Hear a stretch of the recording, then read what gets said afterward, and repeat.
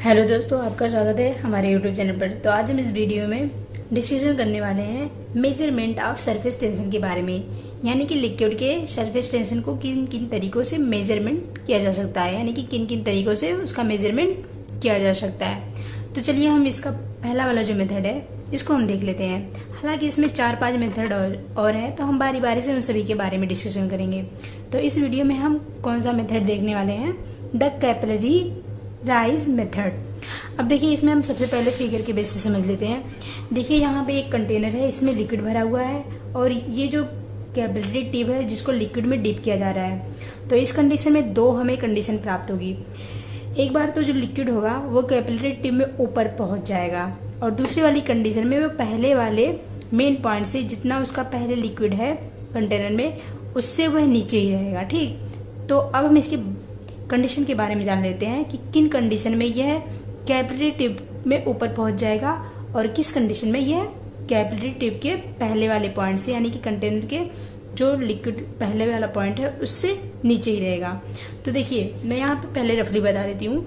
यदि cohesive force जो है वो ज़्यादा होगा एडिसिव फोर्स से, तो उस कंडीशन में जो लिक्विड है वो कैपिलरी ट्यूब के ऊपर तक नहीं पहुँचेगा, मेन पॉइंट से वो नीचे रहेगा।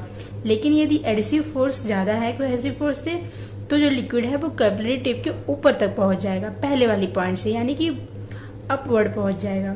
तो चलिए अब इसके पॉइंट को हम देख लेते हैं। देखिए यहाँ पे हम कोहेसिव फोर्स और एडिसिव फोर्स को समझ लेते हैं। तो एडिसिव फोर्स क्या होता है, ये है अट्रैक्शन बिटवीन वाल एंड मॉलिक्यूल, यानी कि जो ये वाल है, यानी कि जो ट्यूब का वाल है इसके बीच का और जो लिक्विड के मॉलिक्यूल है इसके बीच का जो फोर्स होता है उसे हम एडिसिव फोर्स कहते हैं। और वहीं पे जो लिक्विड का मॉलिक्यूल्स है उसके अपने ही मॉलिक्यूल्स के बीच की जो फोर्स रखते हैं तो उसे हम कोहेसिव फोर्स कहते हैं, यानी कि attraction between molecules of liquid, यानी कि लिक्विड के ही मॉलिक्यूल के बीच में जो फोर्स लगता है उसे हम कोहेसिव फोर्स कहते हैं। ठीक, अब देखिए हम इसमें कंडीशन को देखेंगे, उसके बेस पे हमें पता चलेगा कि वो किस कंडीशन में लिक्विड के ऊपर तक पहुंचेगा और किस कंडीशन में नीचे तक ही रहेगा। और इसमें हम कुछ फार्मूला भी मिलेगा जो कि सरफेस टेंशन को, जिससे हम सरफेस टेंशन को माप सकते हैं, यानी कि लिक्विड के सरफेस टेंशन को हम जान सकते हैं। तो देखिए, राइज और fall of a liquid in the capillary tube is called action and is due to surface tension of a liquid, यानी कि लिक्विड का ऊपर चढ़ना या नीचे गिरना कैपिलरी ट्यूब में, इसे हम क्या कहते हैं, इस प्रक्रिया को ही सरफेस टेंशन यानी कि लिक्विड का सरफेस टेंशन कहते हैं, जो कि सरफेस टेंशन के थ्रू ही हमें समझ में आता है, यानी कि लिक्विड का सरफेस टेंशन कैसा है। इसके बेस पे ही वो लिक्विड कैपिलरी ट्यूब में राइज होता है या फिर फॉल होता है।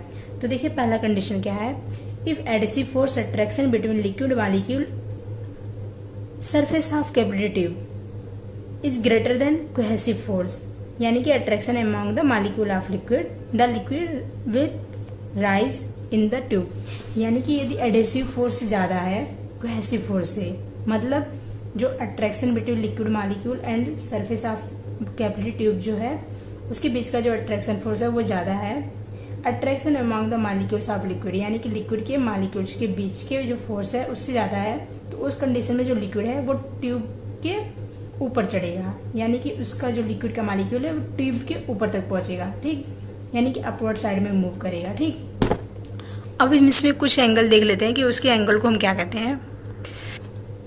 तो देखिए, the meniscus of the liquid is concave, यानी कि जो लिक्विड जो अपना शेप बनाएगा इसे हम क्या कहेंगे, इसे हम कॉनकेव कहेंगे। ठीक, upward in the tube such liquid is called वेल्टिंग liquid, यानी कि जो लिक्विड है यदि वह ट्यूब के अपवर्ड साइड में मूव करेगा तो इस तरह के लिक्विड को हम क्या कहते हैं, वेल्टिंग लिक्विड कहते हैं।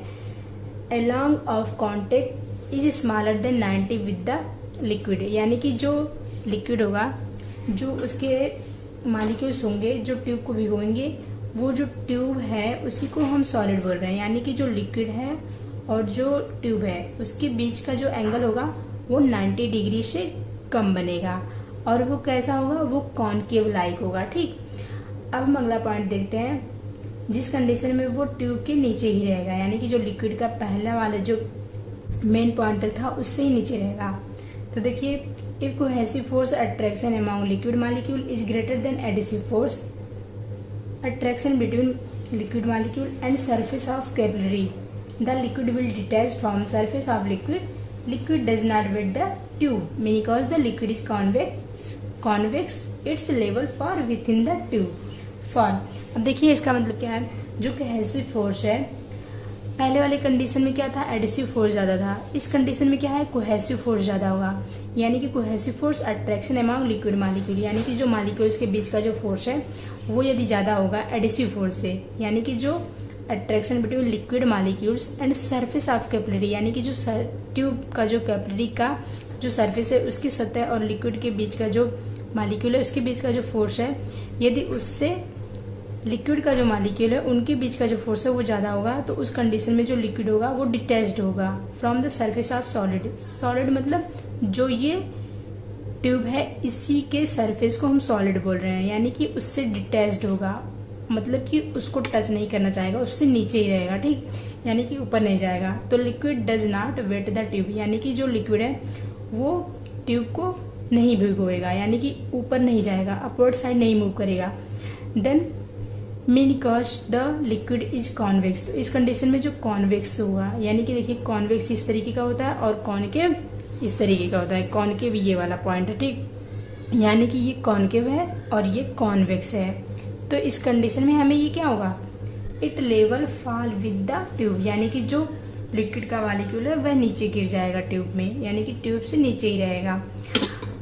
अब देखिए यहाँ पे क्या होगा, इसका एंगल क्या होगा, angle of contact is between 90 to 180 with the solid, यानी कि जो इसके बीच का जो ट्यूब है, ट्यूब के जो यहाँ पे जो इसका सरफेस है इसी को हम सॉलिड बोल रहे हैं, तो इसके बीच का फोर्स, इसके बीच का जो एंगल है वह कितना होगा, वह 90 से 180 के बीच में ही प्राप्त होगा, यानी कि एंगल ऑफ कांटेक्ट, यानी कि कांटेक्ट यानी कि जो इसका एंगल होगा जो इसको टच कर रहा है लिक्विड को, तो इसके बीच का जो एंगल होगा वो 90 से 180 के बीच में होगा। और पहली वाली कंडीशन में क्या था, जहाँ पे एडिसिव फोर्स ज़्यादा था कोहेसिव फोर्स से, तो उस कंडीशन में जो 90 से जो एंगल था कांटेक्ट इज, यानी कि और सॉलिड के बीच का जो एंगल था वो 90 से कम था, और इस कंडीशन में कोहेसिव फोर्स यदि ज़्यादा है एडिसिव फोर्स से, तो इसमें जो एंगल है 90 से 180 के बीच में है। तो यहाँ पे क्या है, cohesive force greater than adhesive force, ठीक। अब देखिए यहाँ पे क्या होता है, यहाँ पे हमें फार्मूला प्राप्त होगा सरफेस टेंशन का, the total force due to surface tension, यानी कि जो टोटल फोर्स लग रहा है लिक्विड में, यानी कि जो इस ट्यूब में लिक्विड है, तो उस कंडीशन में क्या होगा, राइजिंग द लिक्विड अपवर्ड, यानी कि जो फोर्स लग रहा है तो राइजिंग, यदि मान लीजिए जो लिक्विड है वह अपवर्ड साइड में मूव कर रहा है, यानी कि लिक्विड ट्यूब में ऊपर साइड जा रहा है, तो उस कंडीशन में क्या होगा, equal to gamma into inside circumference of the capillary tube. Gamma जो है सरफेस टेंशन है, इनसाइड सर्कमफेरेंस का मतलब जो परिधि है, जो ट्यूब के अंदर की जो परिधि है उसे हम क्या, वह सर्कुलर फेस में ही लेंगे, यानी कि सर्कुलर शेप में लेंगे, तो वहाँ पे उसका जो परिधि होगा वह 2πr के बराबर होगा। कैपिलरी ट्यूब के अंदर का हम लेंगे, तो कैपिलरी ट्यूब के अंदर का ही हम मेजर कर रहे हैं फोर्स, यानी कि जो फोर्स लग रहा है यहाँ पे, तो उस कंडीशन में क्या हो रहा है, equal to gamma into 2πr dynes, dynes जो है फोर्स का मात्रक होता है। अब देखिए अगला क्या है, force of gravity pulling the liquid downward, ये अपवर्ड के लिए था, यानी कि जब वह बल जिसमें जो सरफेस टेंशन है, यानी कि जो पृष्ठ तनाव है लिक्विड का, वह यदि ऊपर साइड में बढ़ रहा है, तो उस कंडीशन में हमें क्या मिला था, गामा इंटू 2πr डाई मिला था। और यदि ग्रेविटी की वजह से वह जो लिक्विड है वह नीचे, यानी कि नीचे की साइड डाउनवर्ड में मूव कर रहा है, force of gravity pulling the liquid downward equal to weight of liquid column, यानी कि वह उसके वेट के ऊपर, जो कॉलम मतलब कि जो ट्यूब में लिक्विड भरा हुआ है उसके वेट के ऊपर डिपेंड करेगा। तो उस कंडीशन में क्या होगा, v, यानी कि जो v है वो वॉल्यूम है, v इंटू रो इंटू जी के बराबर हो जाएगा।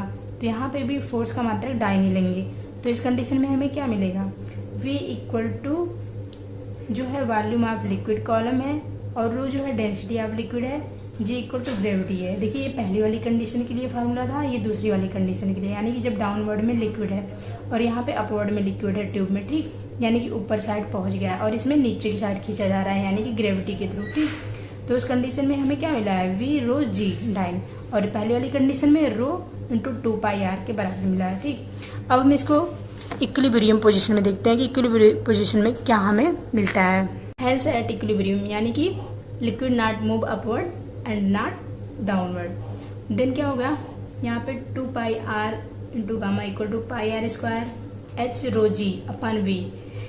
अब जो गामा है ये किसके बराबर हो जाएगा, यहाँ पे पाई से कैंसिल हो जाएगा, आर से कैंसिल हो जाएगा, तो क्या मिल जाएगा हमें यहाँ पे गामा इक्वल टू यानी कि surface tension equal to R H rho G upon 2 dyne per centimetre. तो एक बार हम फिर से यहाँ पे देख लेते हैं, ये किस कंडीशन में था, जब rising the liquid upward side, तो उस टाइम में हमें क्या मिला था, गामा इंटू 2πr मिला था। और यहाँ पे क्या मिला था हमें, जब ये लिक्विड जो है वो ग्रेविटी के थ्रू पुल किया जा रहा था, यानी कि लिक्विड डाउनवर्ड में है, तो वहाँ पे हमें क्या वैल्यू मिली थी, v इंटू रो इंटू जी। और अब क्या है, अब ये एट इक्विलिब्रियम पोजीशन है, यानी कि यहाँ पे ये जो इक्विलिब्रियम पोजीशन में साम्य अवस्था में है, यानी कि ना लिक्विड पहले की अपेक्षा ऊपर गया है और ना ही इस ट्यूब में पहले की अपेक्षा नीचे है। तो इस कंडीशन में क्या हमें मिला है, gamma equal to R H rho G upon 2 dyne per centimetre. अब यहाँ पे क्या होगा देखिए, here contact angle theta is assume to be 0, यानी कि जो थीटा है यह 0 है। पहले वाली कंडीशन में क्या था, 90 से कम था, दूसरी वाली कंडीशन में क्या था, 90 और 180 के बीच में था, और इस कंडीशन में यह जो थीटा है यह 0 के बराबर है, यानी कि इक्विलिब्रियम पोजीशन में है। ठीक, यानी कि ना ही कॉनकेव है ना ही कॉन्वेक्स है, तो इक्विलिब्रियम पोजीशन में हो गया है। तो अब इस कंडीशन में हमें गामा की वैल्यू क्या मिलेगी, if angle of contact is theta then vertical component of upward force, यानी कि यह अपवर्ड फोर्स का वर्टिकल कंपोनेंट है जो थीटा है। क्यों, क्योंकि यहाँ पे थीटा की वैल्यू 1 आ रही है। ठीक, यानी कि ना ही वह ज़्यादा है ना ही कम है। तो इस कंडीशन में हमें क्या मिल जाएगा, equal to 2πr gamma cos theta के बराबर हो जाएगा। तो 2πr गामा कॉस थीटा किसके बराबर हो जाएगा, यहाँ पे πr² h रो जी। अब यहाँ पे हमें गामा इक्वल टू क्या मिल जाएगा, R H rho G upon 2 cos theta. R जो है ये रेडियस है, रेडियस जो है कैपिलरी ट्यूब का, जो ठीक यानी कि जिस कैपिलरी ट्यूब को हम डुबा रहे हैं उसमें लिक्विड में, उसका रेडियस है। एच जो है जितने ऊपर तक वह लिक्विड चढ़ा है या फिर जितने नीचे तक वह डाउनवर्ड या अपवर्ड साइड में मूव किया है, और रो जो है लिक्विड की डेंसिटी है, जी जो है ग्रेविटी है अपन 2 कॉस थीटा है। ठीक, तो ये वाला भी फार्मूला बहुत इंपॉर्टेंट है। तो आशा करती हूँ दोस्तों आपको अच्छे से समझ में आ गया होगा।